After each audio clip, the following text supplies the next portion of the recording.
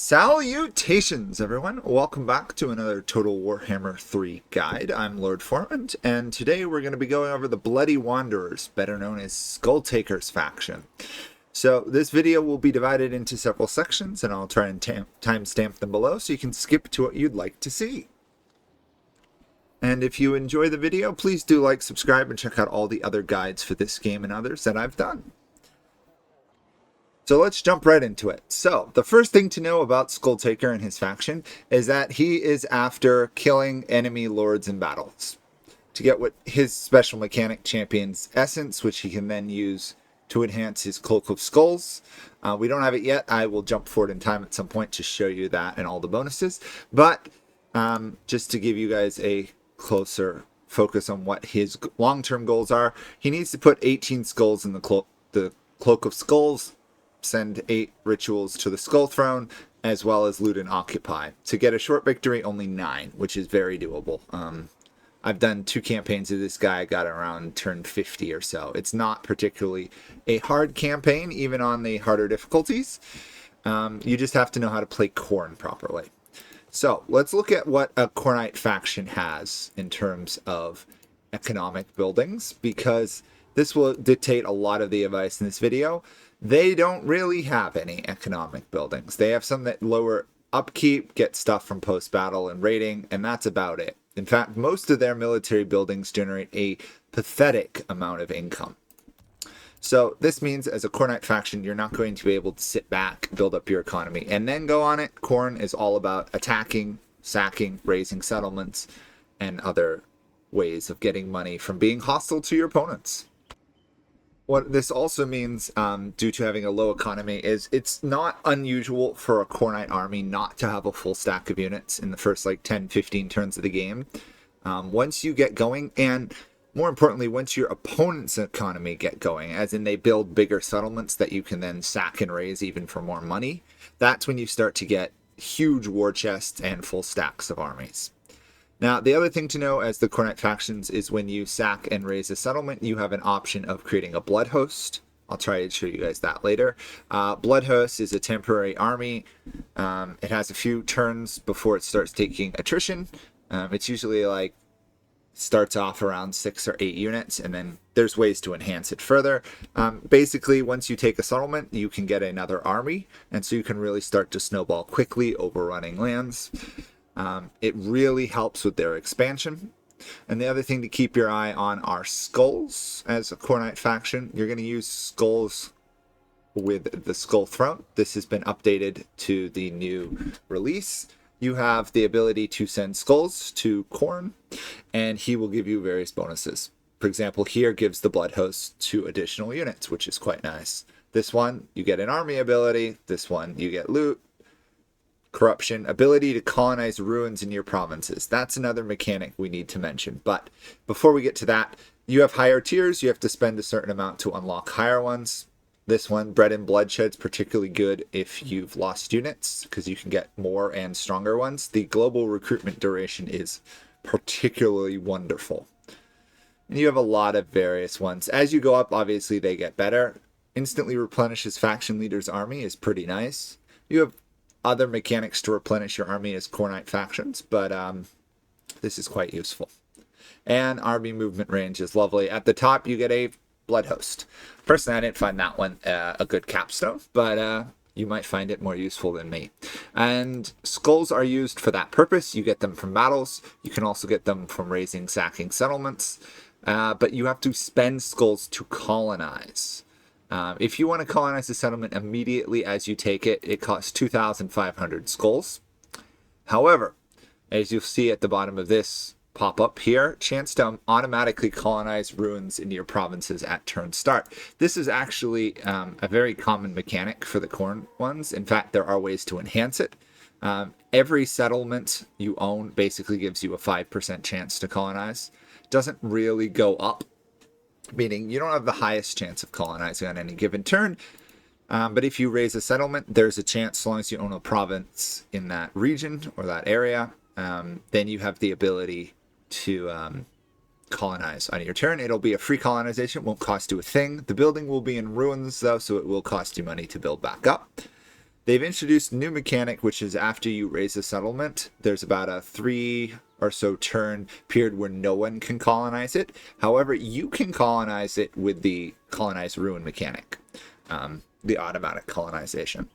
So it's quite more useful now. I recommend getting a single, I guess technically there's single settlement within the region.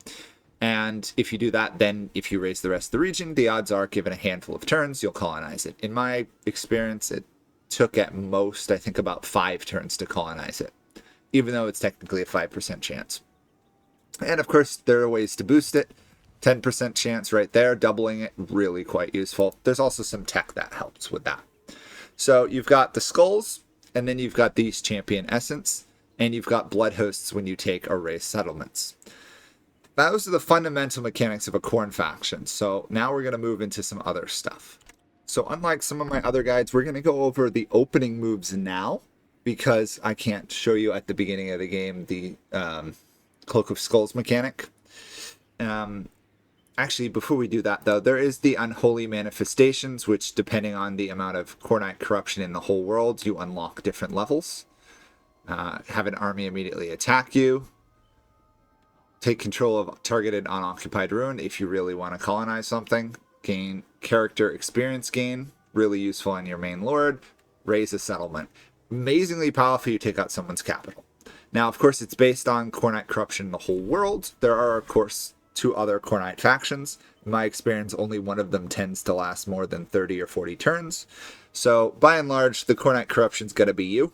If you get lucky, someone else will help. This one in particular, Eternal Wars, you're going to want to use this periodically to keep up your army's bloodletting level, or just get skulls and money. That actually, they should talk about another mechanic. Bloodletting. Your armies have this mechanic here that if you don't fight a lot, you lose corruption and melee attack, but as you fight more and more and more and more, you get huge bonuses. 40% reduced upkeep, 10% casualty rate, corruption, and global recruitment duration down. This will allow you to just snowball. Once you start winning as a Khornite faction, you never want to stop winning. And if you lose an army, you want to spend your huge war chest to get it back and keep rampaging. Defense is not a Khornite specialty. And also later on as this guy, you'll have the ability to teleport to enemy lords. But that's for later in the video. Opening moves. Sorry to take so long to get here. So the first things you're going to notice is you're starting in Lustria, which is a very nice change. There needs to be more stuff going on in Lustria. It'd be nice if there was some more mechanics about the region, but eventually, I'm sure. So you start out with 1 province. Thankfully, it is a capital settlement, which means you have access to all the building slots. It is in a fairly defensible location. To the west, you've got the Dark Elves, and to the south, you've got Lizardmen, who of course will hate you. To the east, you've got a Zeech faction that you're in the process of destroying. They're going to be your main targets, and then to the south, there's some strong Lizardmen, and to the north, there will be Bretonnians and the Empire. Overall, you're right in the middle of things. Thankfully, this is a very slow movement region, so you have options to jump around the map. And you can hold them all off. It's quite possible to overrun the whole area fairly quickly.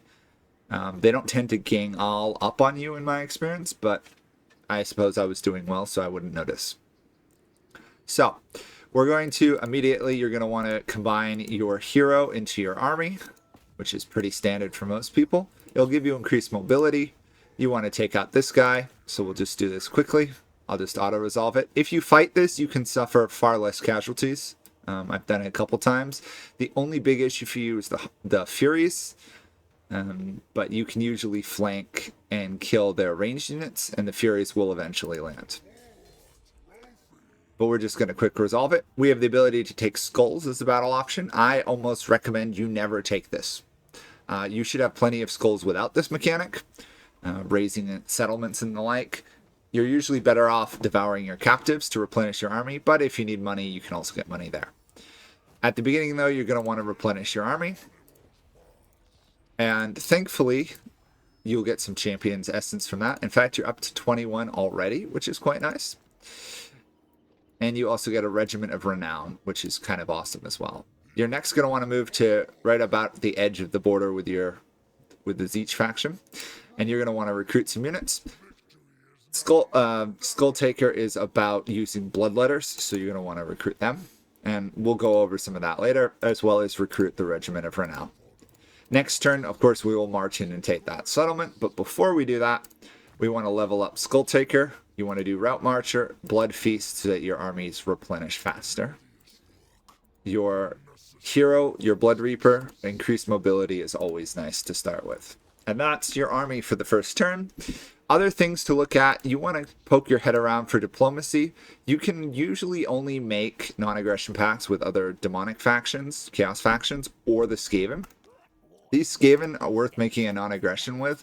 Not that you're going to ever fight them, but you can get money out of it. And money is important in the first handful of turns. No one else likes you, really. In fact, by and large, they all despise you, and that's your life. Khorne really doesn't need allies. As you can see, most people have an aversion. Dark Elves slightly less, but the Lizardmen, they're going to come for you no matter what you do. Now, in your capital, you've already got a Blood Reaper generating building and some income. Sadly, you can't. You can raise another couple Blood Reapers if you want to. You just got to keep an eye on the early game upkeep cost, but I would highly recommend getting a couple more.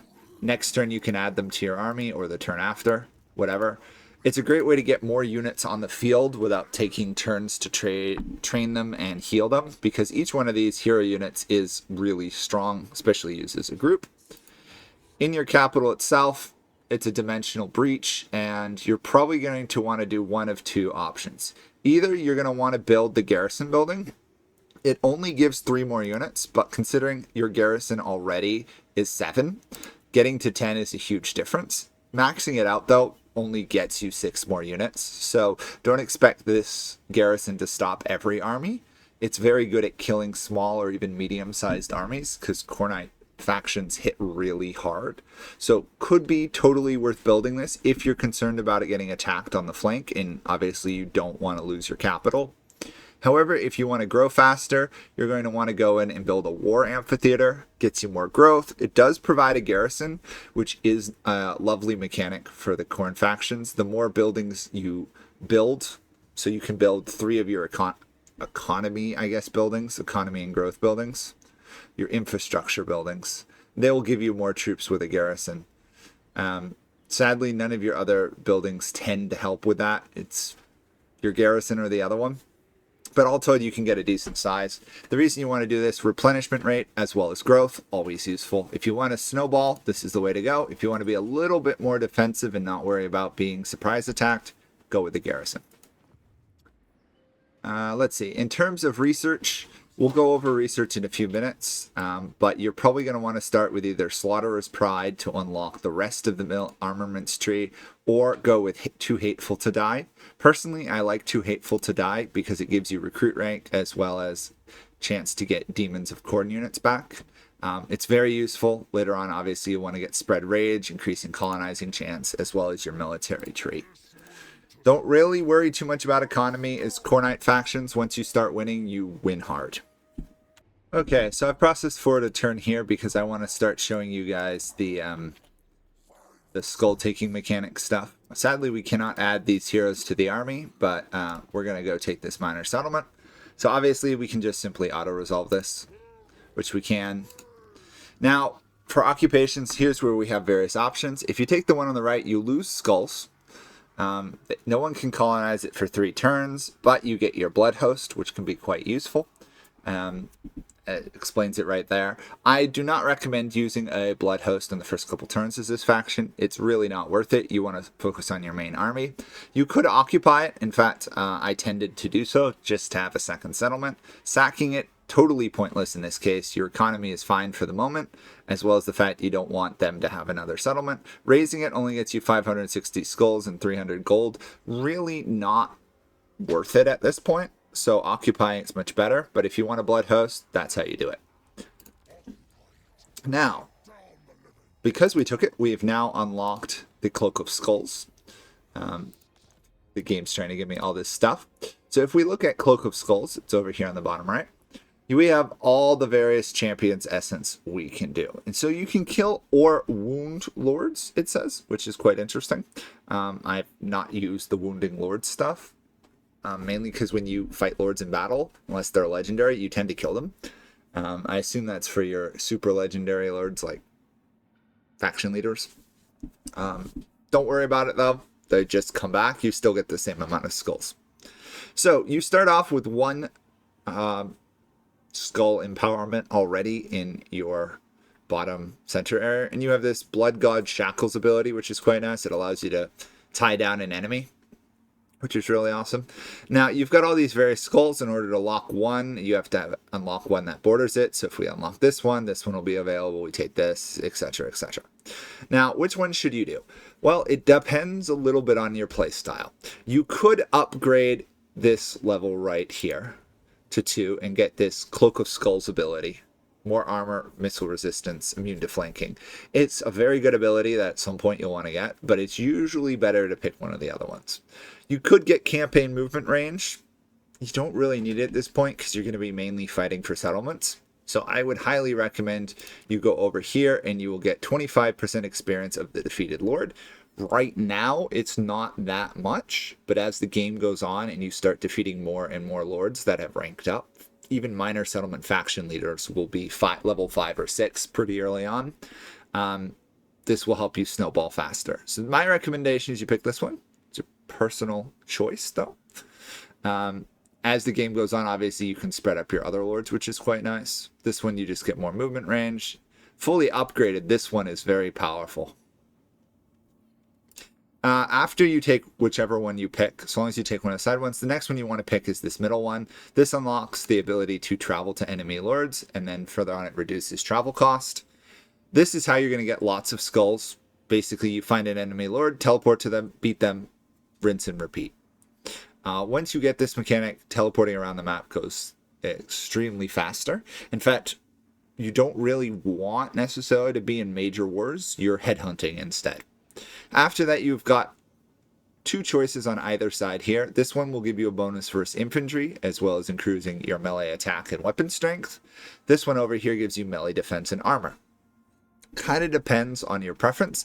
In my experience, though, and if we go back for a moment and look at Skulltaker himself, you'll see that they tend to have pretty good melee attack and weapon damage already. Melee defense is something they are weaker in, so I personally would probably go for the melee defense to make him harder to hit. Again, your choice. Either way, you're eventually going to want to get all of them. Specifically, the physical resistance over here, for every Cloak of Shadows empowerment of all of these, you get extra percents. So all told, you're going to have quite a few bonuses going for you. Later on, you'll probably want to head up here to pick some of these other ones. They're not early game ones that are super helpful. Skulls after defeating a lord. Honestly, by the time you get this, you should have no trouble with skulls. It's probably one of the last ones I would actually rank up, unless I'm desperate to use a lot of Khorne's blessings. Over here, this one is extremely good, and it's probably going to be one of the first ones you're going to want to max out once you can afford it. I mean, it costs 200 essence compared to the 25 and 50 down here, meaning you're going to max these out long before you get up there. But once you do, that's going to be one of your bigger priorities. Chances for units to be restored, as long as you're winning battles, not losing your elite units is always a good move.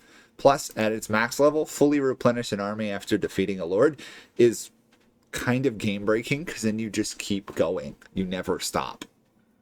On the left side, Khornite corruptions after defeating lords, any ruins revealed and they are colonized. It's useful, but you already have passive colonization, so it's not a huge game breaking one. Honestly, I would have put this lower down the tree if I were a designer. And then over here, blood hosts are replenished after defeating a lord. If you want to snowball harder and you've got lots of blood hosts, or you like using them, this is the way to go there. In fact, there's a whole tech tree or tech branch devoted to blood hosts that you would want to use there. So keep doing that. Keep fighting lords. Obviously, it tells you roughly above them. The more imminent they are, the more essence. So if you start finding legendary lords, at one point I kept harvesting Vlad von Karstein for several times, which was first off an adventure to get there. But since he comes back like every 2 turns, it was a great source of champions essence. Other lords to look for, Tyrion is particularly good. Madzamunde is decent. If you want, you could literally just find a legendary lord like Albrecht over here. Leave him with one settlement, sack it, kill him, leave him, let him come back, sack it, kill him, and just rinse and repeat, and you'll get skulls. On the other hand, at least at this moment, the essence is low. You get a bonus if they're a legendary lord, how many battles they've won, but also you get a huge bonus if they're not yet defeated. So farming one does lower your bonus over time, but it is a viable strategy. Okay, so let's look at what we do after we've done the starting moves, because obviously once you take the settlement, your next goal is down here. It's pretty obvious you want to finish off the faction, unite your province. Once you've done that, you've got a lot of options. My personal preference is to go after Itza to the south here, mainly because Itza with Gorok can be a pain. Gorok is extremely defensive, but if you move your troops to the border with an ambush stance, a lot of the time he'll leave his capital undefended. You can swoop in, take that, and he becomes significantly weaker. Then I would recommend finishing him off. Probably by that time, Albrecht or the Huntsmaster General will attack you, or even one of the other lizard factions. Overall, though, the Dark Elves over here are going to be the ones you're going to want to be friendly with if you can. Them or the Skaven are the only two factions that actually semi-like you. The issue is getting the starting relations. It can be worth paying the money, obviously not in the first handful of turns, or just going to war with whoever they're at war with to get the relations for the non-aggression. Of course, you can kill them, and at some point you'll probably want to. But in a bit of a mess that is Lustria at the moment, having enemies coming from your back, not as fun as fighting the enemies head on. After all, you're a Khornite faction. Khorne kind of charges into battle regardless of anything. So I would recommend taking out Itza. Obviously, your plans can change. You can try and finish off the Bretonnians, Huntmaster General, etc. My advice, though, is not to go north too quickly, or you'll start running into stronger factions. There's the Cathay one, there's Morathi, there's Madzamunde up there, whose name I always say wrong. If you go south, there's, of course, more Lizardmen, but Lizardmen are actually fairly vulnerable to Khorne factions, so you can usually overrun them. Plus, if you've got Blood Hosts, you can really just outflank them. There's a surprisingly a large number of routes through this jungle, so it's quite easy to do ambushes or even just raid and then lure them into traps. It's a fun area to play in, if kind of disorienting to look at just because of all the stuff. So go south, go north, go east, fight those out. Obviously, you have over here the Vampire Coast.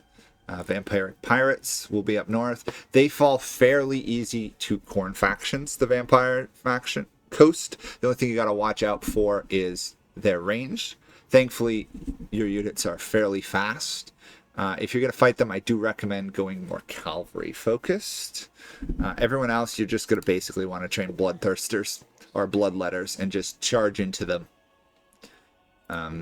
You have no range, basically, so it's like you're playing the Greenskins or something, or Bretonnia. You're just charging into enemy ranks all the time.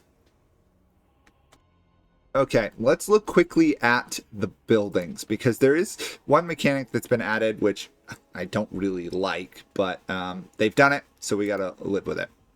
So the first thing is, every one of your settlements has two separate build trees. You can go the demonic route, which, as it says, allows demonic recruitment, or you can go the human recruitment route, where you've got mortal buildings. This means half of your buildings are basically, of your military buildings, are locked off at any time.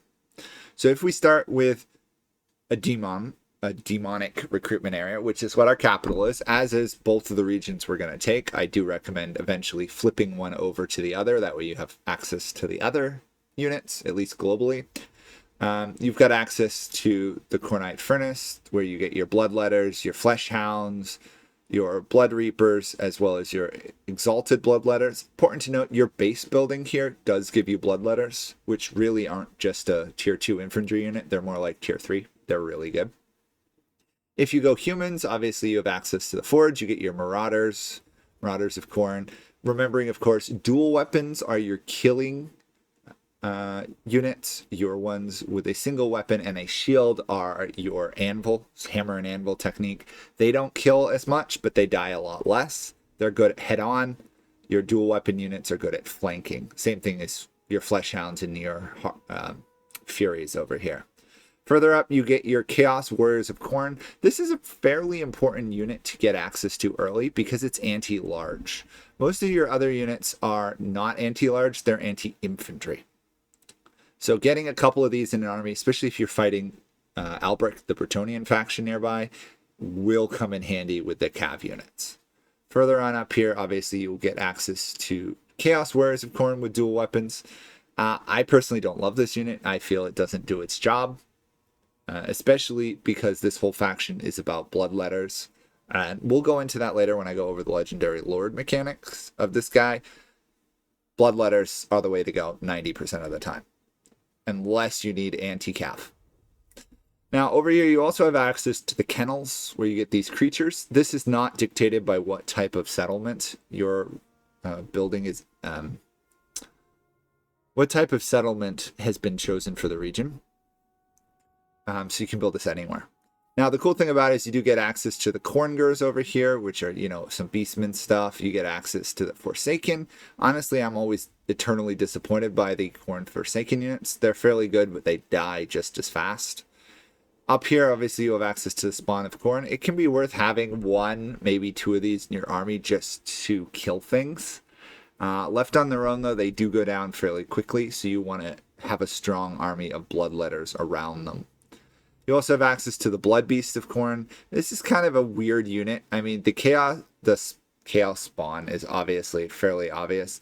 The Blood Beasts, though, are less obvious. Whoops, sorry. Trying to get this up here. They're basically Khorne-forged men or Chaos-born demons. No one knows. They're a small unit. They hit fairly hard, but if you were to compare them to the Spawn here, having the unbreakableness of the Spawn can be more useful, even if these, come on game, the Blood Beast will kill things faster. So it's kind of your choice. Unbreakable or kill things faster. Honestly, I personally prefer the Chaos Spawns, but it's entirely up to you. Further up here, you got the Blood-Drenched Herdstones. You get Minotaurs of Khorne. They're fairly good. However, at this point, your Exalted Bloodletter should be getting stronger, and you should be relying on a fair amount of hero units in your armies rather than just infantry. In some ways, these come a little late in the game. They are anti-large, though, so they can replace your Chaos Warriors with Halabards. Further up here, we have access to the Slaughter Brute. This is a very powerful unit with one major downside. So if you look at it, this is one of the few units you have that has a negative. If your lord on the battlefield is routed, has routed, or been killed, this unit will immediately rampage. It will also lose access to Runes of Binding, which makes it unbreakable and stops the rampage, as well as giving it magic attacks.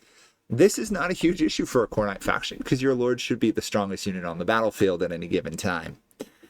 Just be aware that if your lord does die, this unit becomes impossible to control. Which isn't bad when they're in main combat, but if there's no enemies around, you can't control it either. It's a very powerful fighting unit. I do recommend bringing one, maybe two of these to each battle. Charge into the enemy. They're very resistant to missile fire, or fairly resistant, I should say, which makes it a lot easier to rampage. And more importantly, they add terror, so you can rout enemy units. And when enemy units rout, you feast. Your bloodletters are particularly quick on the battlefield with 38 speed compared to some of your other units over here, which are 28. So you can usually chase them down and kill them. Oh, I should also mention, if you build the basic mortal building, you do get access to the Chaos Warriors of Khorne. Slower, more defensive than the Bloodletters. A good hold the line unit, but not a good kill things. Then we get our advanced military. This would be the demonic one. This is important to get because it gives you a wind of magic power reserve. Demonic factions need high-level winds of magic, or they suffer penalties, lower replenishment, etc., etc. This will allow you to build that up in your army when you're mustering the army, so then you don't have to worry about it when you're expanding for quite some time. You get access to the Blood Shrine of Khorne. I do recommend bringing one of these in most every army, because as things die around them, they will give your units more leadership and melee attack, which is quite useful. The other benefit they have here is when they're in battle, they heal. You don't have a lot of units that actually heal on their own. This is one of those that does it. It's a magic chariot. It is fairly weak in combat, so you kind of want to hold it behind your lines or use it against weak enemies. Vampires in particular, it loves to fight because it's got flaming attacks. Flaming attacks are really good against vampiric factions. So bring one of these to most armies. Further up here, you have access to the Skull Cannon. This is basically your only ranged unit. You're going to want to bring one or two of these. This will force enemies into range to actually have to attack you because it's got a massive 380 range. It's fairly accurate. It does a lot of damage. Bring one of these. Will help on your sieges. It can replenish ammunition when you're fighting in melee, which is kind of strange. It's like, why? But if you get a weak unit or two or someone tries to flank it and it somehow survives, which it usually doesn't, you'll get some ammo out of it. And it also heals while in combat. Not a lot of the base Khorne units heal, but some of the more advanced one does. Finally, at the top here, we have access to the Blood Crushers of Khorne. This is one of your best units. Very fast, very monstrous cavalry. It will lose against a couple of the more advanced, like Bretonnian cavalry units, because they're the best cav units. Against everything else, though, these are some of your top tier units. They hit hard, they do damage, they get stronger as they kill stuff. They're fast, powerful with magic attacks. Very good unit. Now, the next one is the Mortal Tree. So it's important to note that if you're building this in a settlement, you won't have access to these, which is fine because these are other cavalry units. You've got Throwing Axemen and you've got Chaos Chariots. Honestly, I don't think you should build either of these. They're not amazing units. They're fast. They do some range damage, but you've got better units in reality. You could use it against a very slow faction to kind of kite them backwards and throw axes into them, but the ammo is not the greatest, and after the ammo's gone, they don't do anything. Further up here, we get into the Chaos Knights, which is nice. Also, I will point out that building in particular reduces the construction cost. So if you build it early in an area, it will reduce the cost to build. On the other hand, Khorne, if you play it right, shouldn't have any economic issues these days. You've got your Gore Beast chariots. Again, it's a chariot. It can be useful against trash units, not the greatest against lords or high cavalry. Your choice if you build it a lot. I personally don't like chariots. You've got Chaos Knights of Khorne. This is, of course, not as good as up here your Blood Crushers, but if you want cav early, this is the way to go. They'll beat most cav units. They won't die that much. Don't leave them in prolonged melee.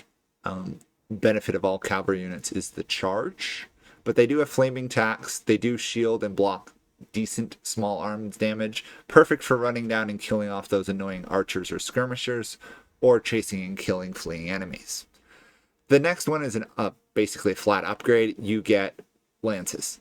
Now, the difference between the lances and non-one is the lance unit has a much higher charge bonus, lower other stats to some degree. Yeah, the melee defense is lower. Obviously, it charges in, does a lot of damage, then you want to pull it out and charge again. That's how you play with them. It's fairly standard. If you've played any other faction with lances, you'll know what it does. And then finally at the top here, you get your monstrous Skull Crushers of Khorne.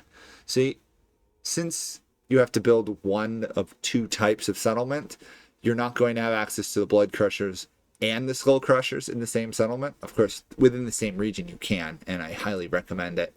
These guys are more anti-large, friendly, army piercing, armored and shielding. These guys here are anti-infantry. So if you're fighting other cav or monstrous units, bring Skull Crushers. If you're fighting infantry, bring Blood Crushers. Fairly self-explanatory. The game considers the Skull Crushers to be a more valuable unit, and you can tell that because the upkeep is higher. The next one's over here is again another demonic one. I kind of wish they had grouped the demonic ones together and then the mortals separate, but they didn't.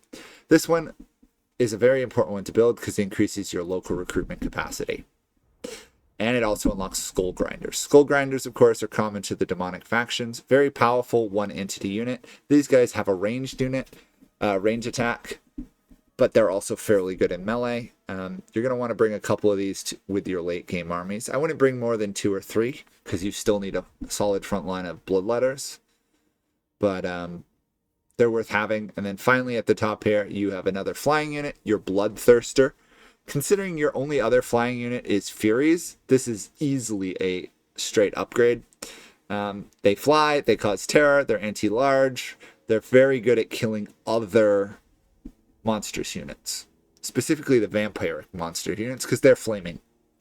You're probably going to want to bring one of these. Just be aware that flying units are particularly vulnerable to missiles. In fact, this guy has no missile resistance. It's spell and physical. So don't leave it up in the air where it can get shot. Land it, throw it into combat. It will do its job of killing things.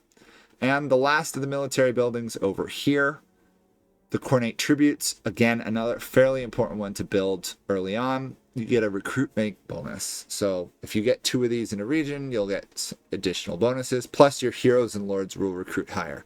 Again, you have to be mortal. It's why it's worth having a mortal settlement or 2 in every region. The demonic building bonuses don't stack as good as the human settlement bonuses. Or mortals, I should say. So you'll have access to Skull Reapers, dual weapon infantry. I haven't used these guys that much. They're strong. They're very good anti-infantry. You do have, over here though, you have the Exalted Bloodletters who you'll probably get earlier. So it's your choice if you use them. I imagine some of these were added more for lore reasons. Chosen of Khorne, again, a decently similar other unit. They do have flaming weapons, so can be useful. And then further up here at the top level, we have access to the Chosen of Khorne. These guys are actually worth using. If you want to fight anti-infantry, so like if you're fighting the dwarves because they're armored, these guys do a decent job. They're solid. They have frenzy, so they're really good early on. They will fall off later. Again, they are flanking units, not really front of the lines. And then you got this very odd unit called Wrathmongers. They're a hammer flail infantry. I don't know of any other ones that really use flail. There might be one in Cathay. They're fairly tanky, which is really what you're going to want to use. They have a very high armor piercing. Compared to your other armor piercing units, these guys tear through them, I guess because they're using flails. So if you're fighting, again, dwarves or other heavily armored units, it can be worth bringing a couple of these guys. They're probably some of your more elite infantry units. The only downside with them is they've got a very small, whoops, sorry, I moved off of it. They have a very small unit pool. So against lords and other heroes, they do struggle, and they can get killed from range because they don't have shields. So just be aware of that. In terms of buildings now, since we've kind of gone our way through units, obviously there are some heroes. Your garrison buildings are, of course, kind of pathetic. It's worth building them in your settlements if you have empty building slots, just to make it harder for the enemies to take your lands. All your capital settlements, you know, your big 8 building settlements, you're going to want to stick one of these in eventually, just so that no one runs up and steals, you know, your top recruitment buildings. Then you've got your protection buildings. If you're dealing with scavens or you're worried about other cults in your lands, you can do this. The spreading of corruption's not particularly needed. I have not found Khorne to struggle with spreading corruption once he owns the full region. Once the faction owns the whole region. Khorne isn't running the game, is he? Then over here you got your growth buildings. This is your fairly standard growth one. I do recommend putting one of these in every region just so that you have the growth, but also so the casualty replenishment. If you're fighting battles, you're going to want some of these near the front lines. The next one, you get your control building. This is not as big of a necessity for Khorne factions as it would be for others. Your public order is fairly good even at high difficulty levels. If we were to look at it right here, you'll see that your corruption gives you order. So by the time you get one of these, you're fairly good. The biggest bonus is the causing attrition to enemy armies. Obviously in an area like Lustria, where all your settlements are right next to each other, not particularly useful. And some of the larger regions, like on the borders of the map, can be very solid for weakening enemies. Personally, though, I build one of them in every region just for the upkeep reduction. If for some reason I'm not attacking, as in my army is healing, I don't want to pay full upkeep, and this certainly helps. The next one, trophy racks. You're going to want to build a fair amount of these everywhere because this is basically your economy building. It permanently gives you bonuses to income from post-battle loot. You have 10 of these. That's an additional 20 or more. Income from raiding. Didn't do a lot of raiding as Khorne, but you might want to. Useful there as well. Income from sacking and looting, though, that's where you're going to get a lot of your money once you start taking people's capital regions. Fully up top, 8, 4, and 4. 10 of those. That's a lot of money. I didn't have any trouble with income for the Khorne factions after like turn 20 or 30. I had a positive income, which is unusual. Could have probably built more armies, but I had like over 100k, so a lot of money. And the last one here is an interesting one. It's a corruption building. It gives you skulls, which is kind of nice, as well as spreads your corruption. Again, I said you don't really need to worry about corruption, and that's fairly accurate. Now, if we look at a minor settlement, almost everything is the same to a large degree. The only real difference is you have less advanced military buildings. But you shouldn't be building advanced military buildings in minor settlements anyway. But if you need to, is a way to get some cavalry units. Okay, so we got 2 things left to do, technology, and then we'll go over units and the legendary lord and some heroes. So your technology tree is divided into the new meta design, which is splitting out your economic ones, your pillars, and then your armaments buildings. Armaments is probably where you're going to do most of your research early game, just because you want to make your units stronger. Pillars, they have more advantages as the game goes longer. The important thing here is you have to win several battles to unlock them. So you have to win 25 battles to fully unlock a tree. I guess that's so you can't just race up to the high level ones early. The armaments tree, on the other hand, does not have the same requirements, clearly incentivizing you to research there. However, that being said, I do recommend a little bit of work in your pillars tree before you go heavy into the armaments. Too Hateful to Die is totally worth keeping. Chance to get demonic units back, as well as just a general recruitment rank, is nice. The one above it, though, ignore it for now. Nothing on Nothing. You're going to want to research this fairly early on. As I said, Khornite corruption is not really a problem. It's mainly because of this tech. +2 corruption, assuming you own the full region, or full province in this case. You'll get plenty of corruption in it, and you won't really have to worry about spreading it as well as maintaining it. And the public order, great tech for like your second or third to research. Other ones to note here, spread rage. If you're disappointed at how fast you colonized raid settlements, snag it. Otherwise, personally, I'd ignore it. The other thing I meant to mention this, after you've done nothing upon nothing here, is Skulls for the Skull Throne. It will give you diplomatic relations with a lot of the other demonic factions, as well as some control. So between that and the corruption building, control is almost not an issue, as well as it allows you to do non-aggression, or at least not to be at war with some of the more annoying factions like beastmen popping up in your lands. You still may need to kill them, but they might not be as hostile towards you. Other things, Gifted Defiance, post-battle loot. If you're suffering for money early game, it's worth snagging. Otherwise, I'd wait a little bit. 10 is good, but it's not game-changing. As you saw when I took a settlement, I got like 600, so that would be an additional like 60 or more. Definitely worth later in the game once you start sacking and raising higher level settlements. Serial killing over here. This tree is all about your blood hosts, so if you like to use them, definitely go down this early. It will add quite a few units to your army. In fact, I think it adds like 5 or 6, as well as other benefits.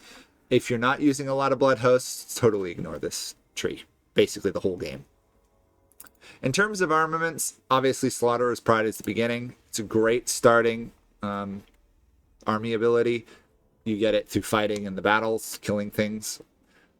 Prevents your units from dying while the ability is active. Since Skulltaker is going to use a lot of demonic bloodletters, great unit for that. Also can be used on your lords and stuff so that they don't die if for some reason their leadership is low. Can keep them sort of alive. Afterwards, you've got choices. I'll just basically summarize it. Your cav tree, your infantry tree, your monster tree, and your war machine tree. Pretty much. So whichever you are going to use, you want to focus on. Since early game, Khorne factions, pretty much their big focus is infantry. Guess what tree you're going first? Yes, the Warborn tree. +1 rank combines nicely with the pillars, also giving you a +1 rank. So you're going to be recruiting tier 2, tier 3 units, assuming you've built a mortal recruitment building that gives you +1 recruitment rank as well. Other things to look at here, depends kind of what you're using. Rage Within is good for everybody. Additional melee attack and leadership. Why not? Especially if you're using bloodletters, which are demonic, and they start to die once you lose leadership. An additional 8 leadership or 6 leadership is solid. Blood Whirlwind, if you're using dual infantry units, it's good. Otherwise, this is one of the last ones you have to focus on. Sadly, almost none of these are demonic units. So if you only research this once you start using mortal units, or you're going for the capstone tech there. Honor and Blood, great for your bloodletters, gives them more armor piercing damage as well as charging. I would probably research this, well, obviously Slaughter's Pride, Warborn, Rage Within, probably Honor and Blood. Giant Slayer, if you're using Chaos Warriors or you're fighting Bretonnia's Cav units, this will increase your Halberd units to make them much stronger. And then finally, Killer's Trophy is the culmination of this tree. So Slaughter's Pride, Warborn, Rage Within, Honor and Blood, probably Giant Slayer, then Blood Whirlwind unless you're using dual infantry earlier, and then capping it off with Killer's Trophy. 10% reduction in upkeep, which is just amazing for your faction, which uses a lot of infantry, and Perfect Vigor and Unbreakable on any unit. Can be very useful to stick on one of your high-level bloodletters, because then they'll never rout, and it's very hard for them to die. Or you stick it on one of your mortal infantry units who can rout because they're not demonic. It'll keep them around. Then you got to decide where you're going to go next. There are a couple unique techs here I want to mention in particular. Obviously, the cav tech is good. The final cap of the cavalry tree gives a huge weapon strength and charge bonus, which can be very useful on some of your units that have already existing high charged cav, but also some of your heroes and stuff. But the big one I want to note is down here, Blood Feasting. It gives you the Blood Feaster banner, which is a heal while in melee. So I think I mentioned earlier that your war machines get healing while in combat, but your infantry and heroes usually don't, unless they've got, a unique ability. This will allow you to assign it to other ones, and it does a really decent job of keeping them alive. It can be very good on something like a Chaos Spawn, which won't rout because they're unbreakable. It'll keep them in the fight significantly longer. Over here, though, this one's worth mentioning, Deathbringer's Defiant. Once you start to get into the higher level Bloodthirsters and Blood Beast units, the additional ward save is always good. Outside of that, a lot of these are fairly normal. Khorne's Gift up here under Gift of Martial Skill. Attack and melee defense can really help improve a unit, but it's not worth worrying about. I'll let you look through them all on your own, but you're going to want to do infantry first. Blood Feasting requires all of these, so unless you're using monster units, might not be worth focusing on them early game. And the final one up here is Wrathful Slaughter. It requires the first level of each of these 4 trees. So Warborn, Monstries, Brass and Bone is one, and Hoof and Blade. It's a little odd that it doesn't require the Skulls one. By the way, these cost 400 skulls, if that wasn't obvious. This one costs 800. It's got an army ability. It's got a huge explosion area. It can only hit grounded units, but it's worth using if you want to kill things. Again, it's nice to have somewhat semi-spell abilities as Khorne, because you don't have spell casting, really. This is one of your few ranged things that could kind of double as a spell. In terms of pillars, we kind of went over them a little bit, but I'll go over them faster. This is making money. Sacking income from buildings is a joke, by the way. Really shouldn't be that high. Recruitment costs can be very nice, especially if you've lost a unit. And exist always reduced upkeep. 25 battles, though, you'll get there fairly quickly. If you're worrying about money, worth going down. If you're not concerned about money and your economy is doing really well, which it probably will, ignore this tree towards somewhat later. Chance to colonize, reduce skull costs, gain more skulls, get an army ability, get skulls from buildings, get another army ability. Honestly, these are it's kind of a useless tree. You should have plenty of skulls, assuming you're raising things. If you're struggling to get skulls, first off, there's no real downside to not having skulls, other than you can't, send skulls to corn and stuff. Leave this tree for later. It probably is one of your last trees you're going to want to research. I would go economy before I would go skulls. However, Pillar of Rage is important here. Too hateful to die, we already talked about. Recruitment rank for cultists and lords, always good. Get more blood reapers, recruit them at a higher level. Ward save on all characters, as well as wound recovery. You have very powerful lords and heroes. This is really good on them. Like, it's a really good tech. It's worth snagging as soon as you can, especially if you did the 3 Bloodthirster start that I kind of showed you at the beginning. Further up, character experience again, better units, as well as better exalted heroes. And then finally, denying the warp. Your demons have a higher chance to come back if they're destroyed, as well as heal, as well as just a general casualty replenishment rate. Amazing tech. This is probably the best tree out of all the pillars, in my opinion. The only other one is the Pillar of Honor that could compete. Corn Corruption, Relations and Control, Growth after winning a battle. If you want to snowball, great tech to snag fairly early on. Staunch Defender, Defensive Supplies. You shouldn't really be needing to defend, but if you do, it's okay. Abjuration Rager, this improves your commandments when you own a full region. Honestly, by the time you get it, it's almost useless, but it is a nice little touch. And then finally, Way of Wrath, reduce construction times for all buildings. It allows you to lose a settlement, get it back, and regrow it fairly quickly. Particularly useful, I found, in the late game. If you get one of the tide events, you've got the end game scenarios, you'll probably lose a couple settlements. This will allow you to overcome that and recover. Pillar of War is all about Blood Hosts. Movement range, add 2 units, add another unit, upgrade one of your units, get another unit, and then finally get an additional Bloodthirster. So all told, 5 units as well as an upgrade. Only get if you're using Blood Hosts. So in terms of pillar order of research, Pillar of Rage or Pillar of Honor. I would probably go Pillar of Rage first, Pillar of Honor, probably Pillar of Pride, Pillar of Wrath, Pillar of War. Obviously, you'll want to jump between armaments in this as needed. The first levels of Spread Rage, Too Hateful to Die, and Nothing Upon Nothing are all really good to get early game.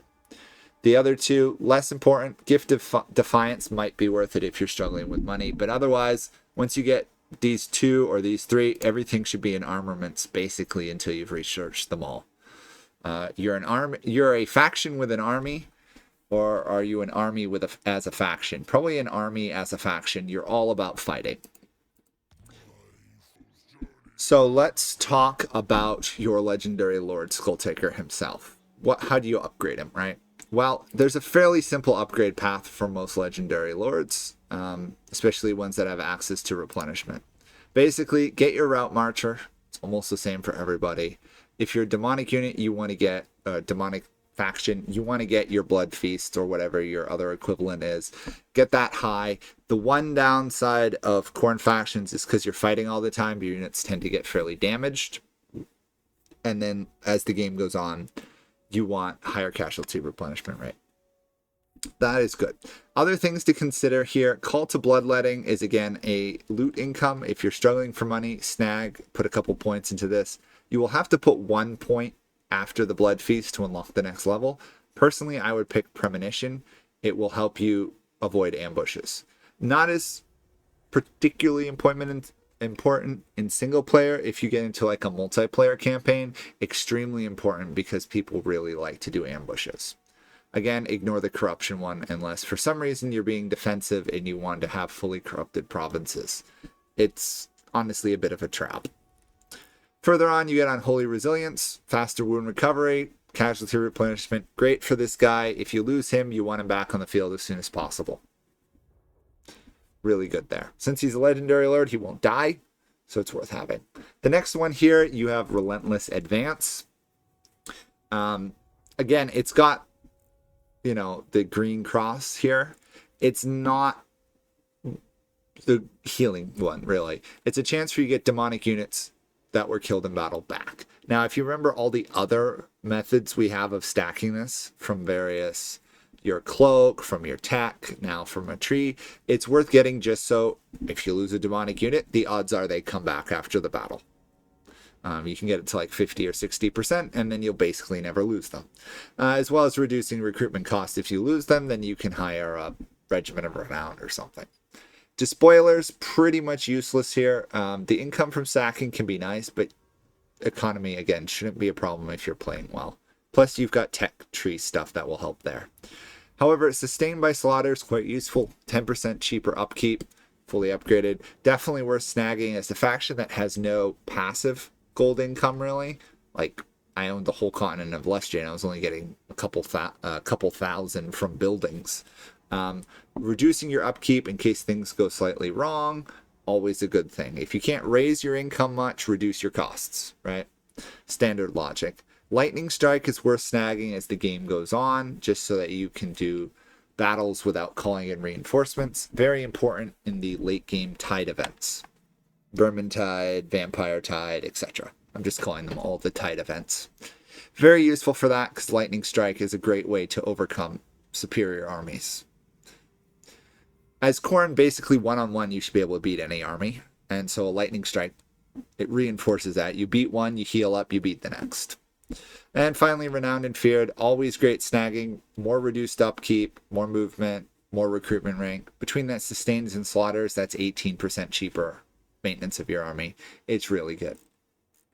So I would definitely do Route Marcher, Blood Feast, probably one in Premonition, Unholy Resilience, probably a fair amount in Relentless Advance. Your choice if you want to do it early or go straight Lightning Strike or Sustained and Slaughter. Either way you want to complete those. Other important things. You start with a point up here in Blood God's Vigor where you get campaign range after winning a battle, as well as get range when raising a settlement. It helps you rush around the map. You also hate Slaanesh. That's just a thing for Khorne. Basically all your lords will have that. In terms of your red tree, not particularly necessary to go into early. If you want to make your bloodletter stronger, definitely go into this. I personally find for Khorne factions, improving your lords and your army's passive abilities better than their active, because they're usually fairly strong. If you do, you're about bloodletters, so you want to focus on that.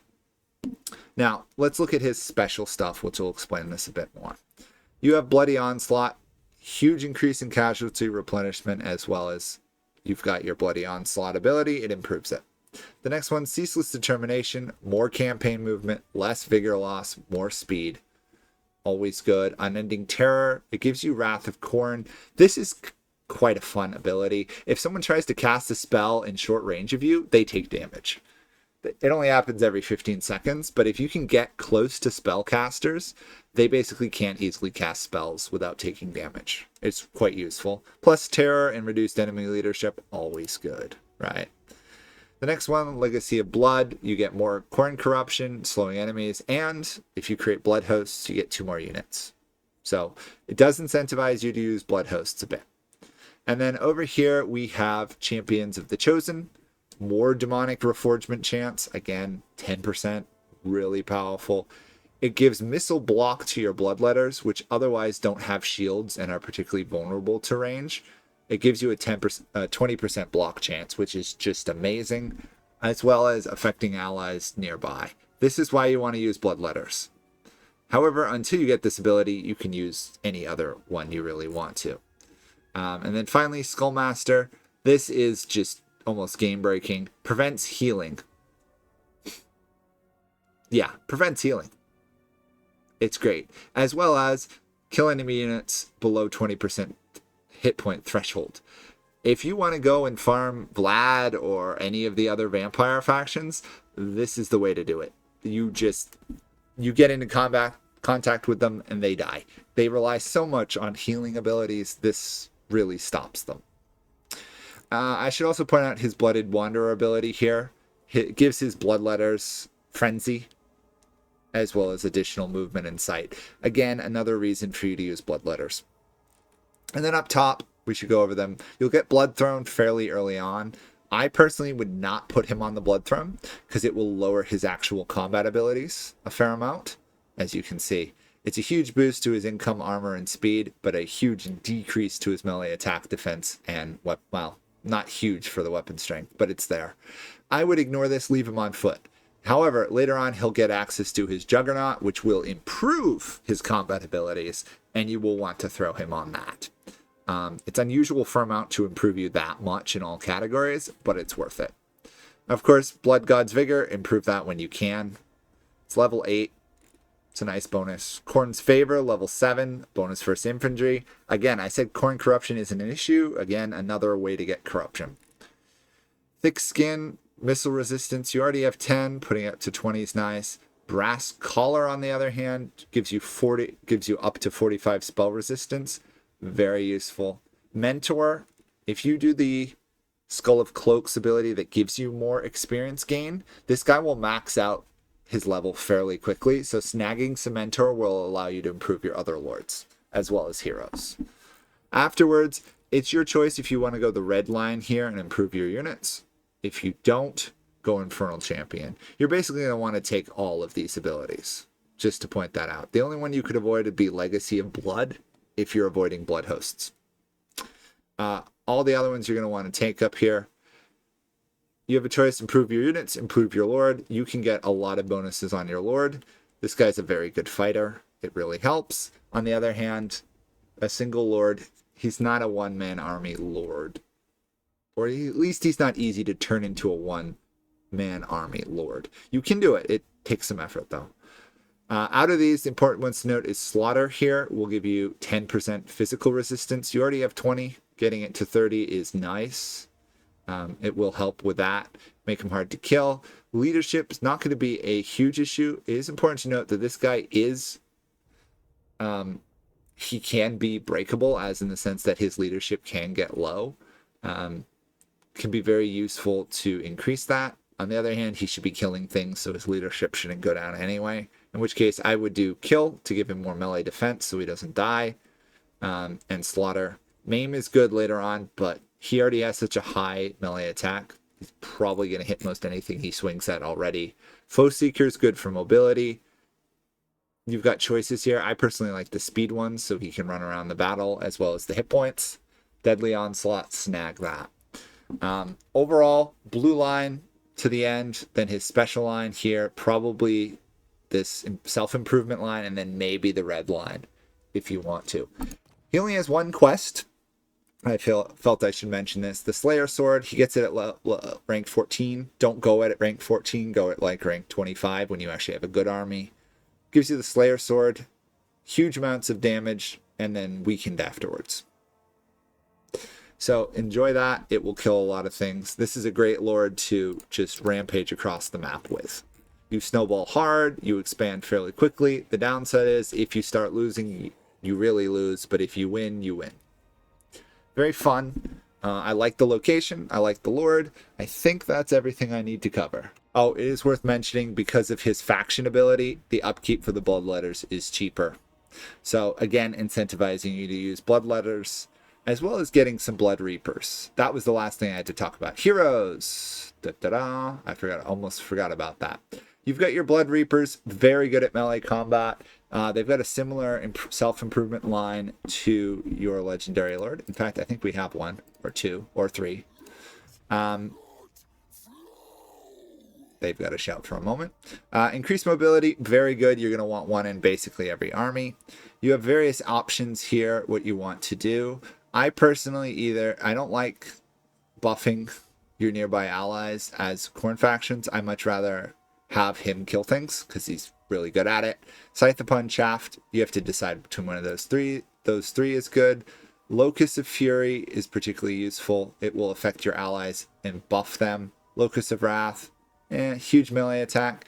Usually Khorne units will hit what they swing at, in which case doing more damage is the way to go. Abjuration gives a huge spell resist. Can be worth having one if you're fighting a heavy spellcasting faction like the Empire or the High Elves. In fact, a lot of, or Zeech. Very useful. Have one with a spell resistance. That way you don't have to worry about your lords or your main army getting blasted by a meteor or something. Otherwise, he's got roughly the same line as your legendary lord. Definitely get slaughter for the physical resistance. It's already good. Make it stronger. Definitely get brass collar for the spell resistance. You'll do really well using these guys. They do a lot of damage. Don't forget to equip them with magic items, which, despite being a magic hating faction, you can get some decent items and ancillaries. In terms of your other lords, you've got a Cultist of Khorne. Honestly, you really don't need to bring these to battles. Their biggest use is summoning other bloodletters, but in terms of actual fighting, your Blood Reaper is much better at killing things. So look at it that way. The next one, you get an Exalted Hero of Khorne. A lot of fighting, probably a little bit more of a killing unit. He's anti-infantry. He's not flaming axes. He's pretty good. You get to choose. You could either do Blood Reapers or you could work on Exalted Heroes. The important thing to note is this guy is human, so he's not demonic. Unlike some of these, he doesn't die if he's in low stuff, but he also doesn't cause all the fear effects. He's great to bring against factions who are immune to contact effects, but there are not many of those. The next one over here, you've got a War Beast, which if you get it, unique legendary heroes. Very good to bring, can do a lot of damage. Put him in your Lord's army and it'll just make it even stronger. I mean, that's the reality. He can summon units. Then you have Scylla and Griffin over here, another great lord. Put it in your legendary lord's army, make it even stronger. It's unbreakable, gets strong as it kills things. It's a great one. And then Scar Bloodwrath is a duelist. He also has the chance to heal when he's near death, which is kind of unusual. I particularly find that an interesting one. He also buffs allies. Definitely bring, good at killing enemy lords, which is always an important thing. He weakens their armor. Really good against dwarfs. Just pointing that out. So that's basically all those. Obviously, there's Regiments of Renown. You can use those. I don't want to go into every single unit or stuff. You're about fighting. You hate magic. You raise settlements. You keep attacking. Once you get a good army going as Skulltaker, which should happen by about turn 10 to 20, you should have a full stack of decent units. There's not much that's going to stop you in Lustria unless somebody gets their capital to like rank 4 or something and gets, elite units. You should just basically be able to charge in and beat any army or any army in garrison one-on-one. The other thing you can do, and I will reiterate it, is if you're struggling to beat the enemies, move outside of a settlement, put up an ambush stance, let the enemy march into you. One-on-one with an ambush, you will kill them. And that's it for Skulltaker. Hopefully this guide's helped you. It was a bit long, but it's a detailed lord with lots of mechanics. Good luck. If you've got any questions, comments, or your own strategies, by all means throw them below. And I'll see you guys all in another guide or Let's Play. Bye for now.